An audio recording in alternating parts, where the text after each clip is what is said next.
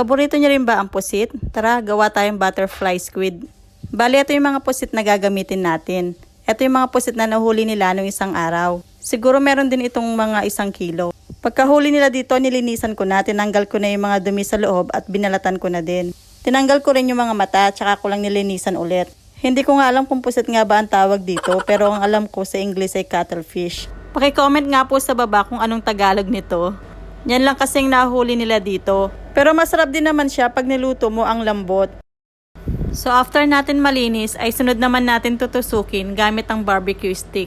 Tapos aayusin lang natin yung mga sticks sa pusit. And then gagamit lang tayo ng gunting. Guguntingin lang natin yung mga bawat sides nito, gaya lang din ng nakikita nyo sa video. At sunod na nga natin gagawin yung ating pang-coat. Gagamit lang tayo dito ng 1 cup all-purpose flour or harina, 1 cup ng cornstarch, paprika, garlic powder, at ground black pepper or paminta. Maglalagay din tayo dito ng seasonings. Tapos haluin lang natin ito hanggang sa mag-well combine lahat ng ginamit nating ingredients pang coat. At muntik ko na nga makalimutan, maglalagay din pala tayo dito ng asin. And then i-mix lang natin ulit. Gagamit din pala tayo dito ng 3 itlog. Tapos nilagyan ko lang din ng konting paminta at asin. Para at least may lasa din yung ating mga eggs.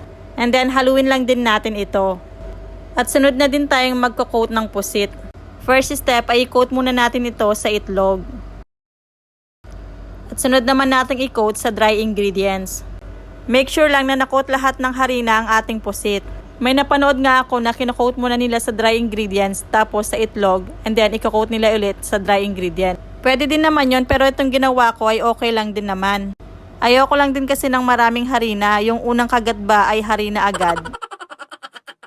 At habang kino-coat ko yung mga pusit dyan ay nagpainit na ako ng kawali at mantika. Tapos sunod na tayong magprito ng pusit. Dapat talaga pag piprituhin natin ito ay naka-deep fry. Tapos prituhin lang natin yung kabilang side na mga 5 minutes. At kapag napansin yung golden brown na yung kabilang side ay baliktarin nyo na ito agad. Saglit lang talagang niluluto ang pusit.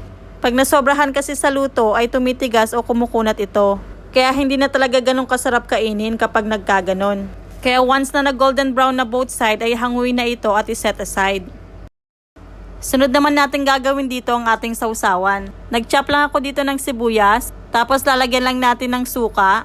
Sunod naman ay maglalagay tayo ng asukal, chili flakes or pwede din naman yung fresh na labuyo, asin at paminta.